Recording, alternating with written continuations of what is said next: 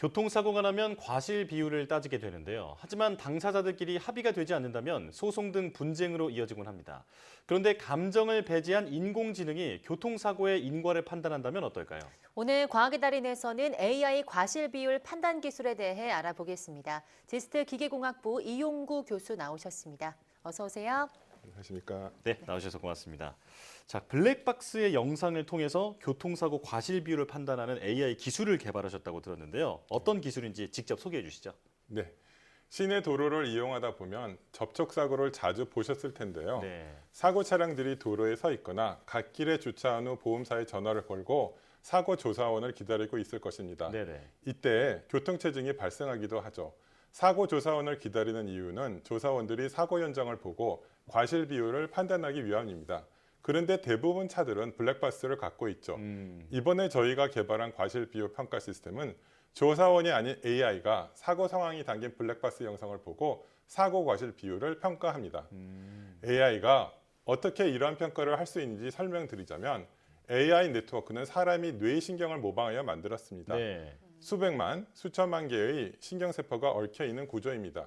그리고 이런 신경세포를 학습시키는 것이 요즘의 AI라고 불리는 것입니다.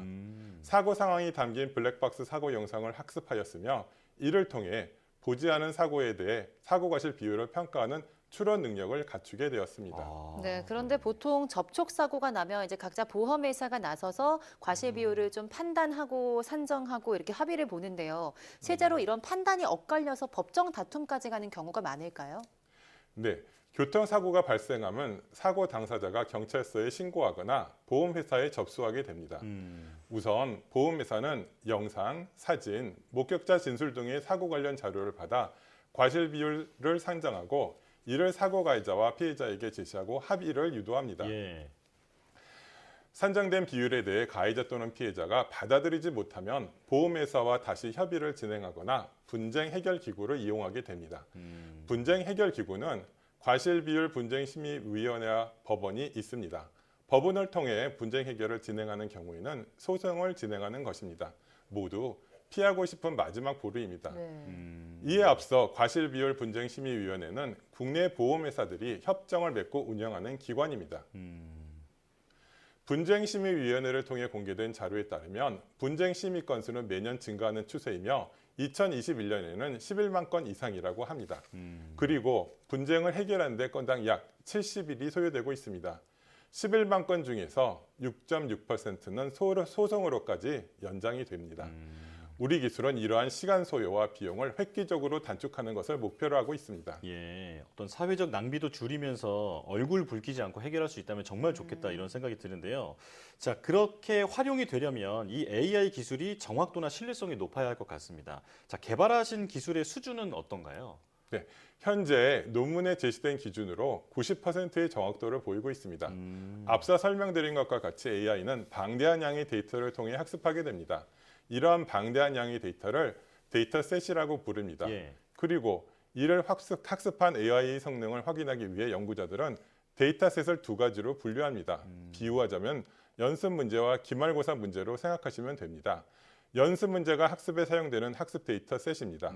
학습 데이터셋은 말 그대로 AI를 학습시키기 위한 데이터셋이어서 AI는 문제와 답을 같이 볼 수 없습니다. 같이 볼 수 있습니다. 아, 예. 그리고 기말고사에 해당하는 평가 데이터셋이 존재합니다.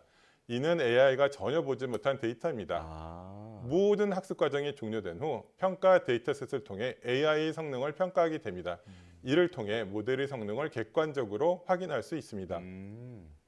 논문에 제시된 90%의 정확도는 평가 데이터셋을 통해 측정되었습니다.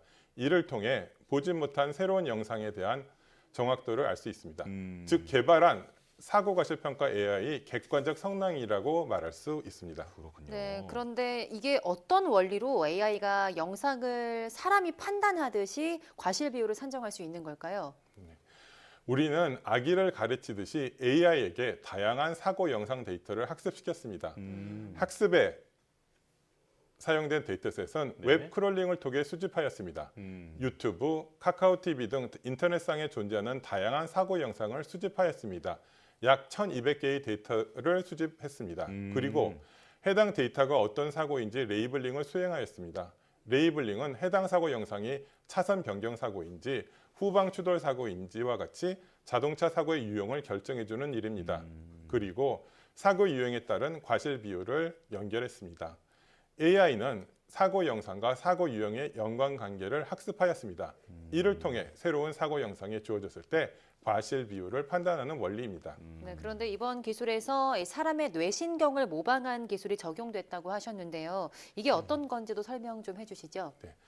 CNN이란 생소하실 수 있는데요. 네. 인간의 시신경을 본떠 만든 기계학습 모델로서 합성곱 신경망으로도 불립니다.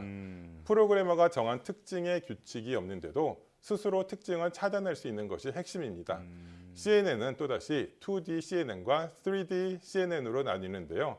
2D CNN은 이미지 위에서 평면 사각형이 이동하며 정보를 취합합니다. 이렇게 취합된 정보를 바탕으로 최종적인 이미지에 대한 인식을 하는 것입니다. 예시에서는 강아지라고 인식하는 것이 최종 결과입니다. 하지만 3D CNN은 시간에 따른 정보의 취합도 필요합니다. 따라서 3D CNN은 평면 사각형이 아닌 직육면체가 데이터 위를 지나다니는 것을 볼 수 있습니다.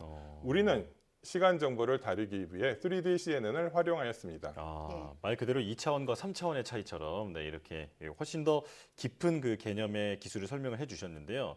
자, AI가 법률적인 판단을 하는 사례는 이 기술이 혹시 처음인가요? 글자, 즉 텍스트가 아닌 영상에 적용한 것은 첫 사례라고 생각합니다. 우리 연구팀의 연구는 영상이라는 매체로 표현된 교통사고 기록을 분석하여 과실 비율을 판단하는 면에서 주목받고 싶습니다. 네. 즉, 영상 기반의 법률적인 판단을 이루어낸 최초 연구입니다. 다양한 법률 분야 중 AI가 판단이 가능한 새로운 분야를 개척했다고 볼 수 있습니다. 네, 그런데 AI 기술이 많이 발전하면서 이런 영상 분석 기술은 기존에도 있었는데요. 인공지능 영상 분석 기술과 다른 점은 뭘까요? 사고 영상은 단순한 동작이 아니고 따라서 복합적인 동작의 이해가 필요로 합니다. 차선 변경 사고의 경우에는 차가 직진하는 동작, 차선을 변경하는 동작, 충돌하는 동작이 복합적으로 등장합니다. 예. 이러한 여러 동작의 집합이 사고 영상이라고 할 수 있겠습니다. 그리고 이러한 복합 동작을 입력으로 최종 사고 유형을 도출해내게 됩니다. 아래 동영상을 보면 인공지능이 사고의 유형을 예측하는 작업 상황을 보여주고 있습니다. 재미난 점은 네. 동영상을 보시면 확률적으로 얼마나 자신감을 갖고 있는지에 자신감 숫자를 같이 보여주고 있습니다. 그렇군요. 자, 지금까지 사람이 해오던 교통사고 내용 판정을 지금 말씀해 주신 것처럼 이렇게 AI가 하게 된다면 어떤 이점이 있을까요? 네, AI 네트워크는 데이터를 기반으로 학습하게 되고 학습된 데이터에 기인한 정보를 출력하게 됩니다. 이를 통해 AI가 분석한 정보는 매우 객관적이라고 볼 수 있습니다. 우리 연구팀은 이러한 AI 객관성을 활용하기 위해 본 시스템을 제안하였습니다. 예. 사람과의 차이점은 주관이 개입할 요소가 없다는 것입니다. 사람이 사고 과실을 평가할 때는 사고 당사자의 득실과 같은 경제적 이해와 자신이 살아오면서 겪은 경험에 영향을 받을 수 있습니다. 교통사고 운전자들 중 82.8%가 자신은 피해자라고 생각하고 있습니다. 그리고 55.7%는 자신은 무과실이라고 생각합니다. 또한 저희가 개발한 기술을 사용한다면 기본적인 사고 유형 및 과실에 대한 기초 정보를 제공할 수 있어 분쟁에 대한 합의를 도출하는데 소요되는 시간을 획기적으로 단축할 수 있는 이점이 존재합니다. 보험 관계에 대해 말을 전해드리면 교통사고 피해자들은 보험조사원, 변호사, 나아가서는 판사의 결정도 불신할 경우가 있다고 합니다. 이에 반해 수많은 사례로 학습된 인공지능의 판단은 당사자들의 꽤 설득력이 있을 것이라 생각합니다.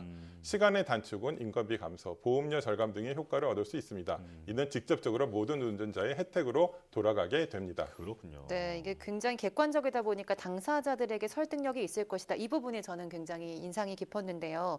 그렇다면 상용화를 위해서 뭐 추가 기술 개발이나 풀어야 할 과제가 있다면 어떤 게 있을까요?